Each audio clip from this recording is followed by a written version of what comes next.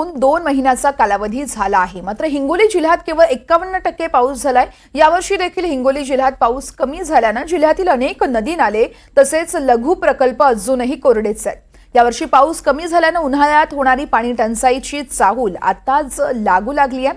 जिल्ह्यात समाधानकारक पाऊस पडत नसल्याने शेतकरी मोठ्या चिंतेत सापडलाय। या संदर्भात हिंगोलीतून आढावा घेतला आहे आमचे प्रतिनिधी समाधान कांबळे यांनी। आपण तो पाहूया। महाराष्ट्रातील काही जिल्ह्यांमध्ये जे आहे ते दमदार पाऊस पडतोय, मात्र हिंगोली जिल्ह्यात जे आहे ते पावसाने दडी मारलेली आहे आणि याचाच परिणाम जे आहे ते शेतकऱ्यांच्या पिकावर होऊ लागलेला आहे।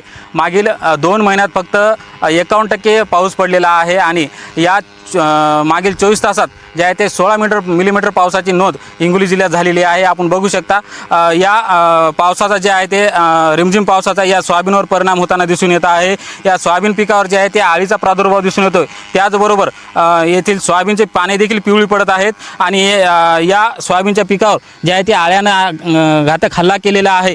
त्याचबरोबर हिंगोली जिल्ह्यातील महत्त्वाच्या 3 धरणांपैकी इसापूर, येलदरी आणि सिद्धेश्वर या धरणांमध्ये पाणी पातळीत वाढ झालेली नाहीये आणि याचाच परिणाम जे आहे ते हिंगोली, परभणी आणि नांदेड या जिल्ह्यावर होणार आहे। कारण या हिंगोली, परभणी आणि नांदेड या जिल्ह्याला या धरणाचा पाणी पुरवठा होतो। त्यामुळे या पाणी पातळीत वाढ झाली नसल्याने येथील जिल्ह्याचा पाण्याचा प्रश्न देखील गंभीरपणे चाललेला आहे आणि याचबरोबर हिंगोली जिल्ह्याला आता महत्त्वाचं म्हणजे दमदार पावसाची अपेक्षा आहे। समाधान कांबळे, NDTV मराठी, हिंगोली।